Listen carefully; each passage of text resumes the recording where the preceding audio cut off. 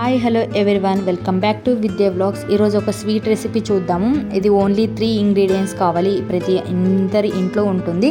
So ఇది ఎవరైనా guest వచ్చాక చేసుకోవచ్చు అండ్ 5 to 10 minutes అయిపోతుంది. సో కంప్లీట్ వీడియో చూడండి, డోంట్ మిస్.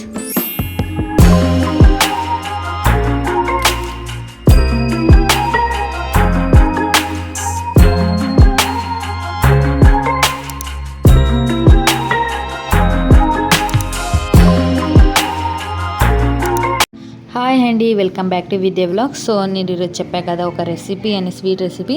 సో ఇది ఓన్లీ 3 ఇంగ్రీడియంట్స్తో చేసుకోవచ్చు. సో అవి ఏమేమంటే నెయ్యి కావాలి అండ్ పప్పు అండ్ కొంచెం చక్కెర.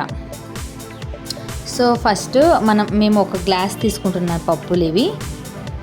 ఒక గ్లాస్ పప్పుకి ఒక గ్లాస్ చక్కెర, ఇంతే. దానికి ఒక గ్లాస్కి ఒక గ్లాస్ చక్కెర అంతే. దీన్ని ఫైన్ పౌడర్లో చేసుకోవాలి, మిక్సీకి వేసుకొని ఒక బౌల్లో తీసుకోవాలి. ఇప్పుడు నేను ఒక గ్లాస్కి ఒక గ్లాస్ చక్కెర అన్నా కదా, కొంచెం తక్కువ తీసుకుంటున్నాను నేను, స్వీట్ కొంచెం తక్కువ ఉండాలని.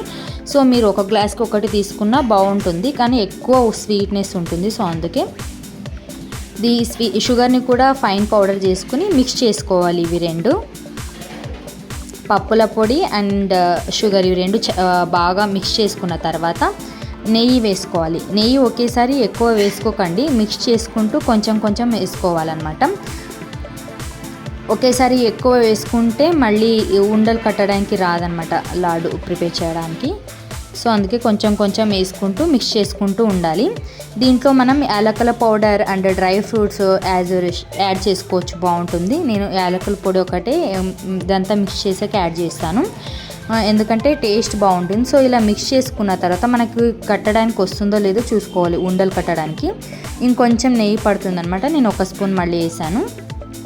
ఇది బాగా కలపాలన్నమాట, మంచి కలిపితే కొంచెం ఆ నెయ్యి ఫ్లేవర్ కానీ అండ్ మనకి స్మూత్నెస్ వస్తుంది అనమాట అది పిండి.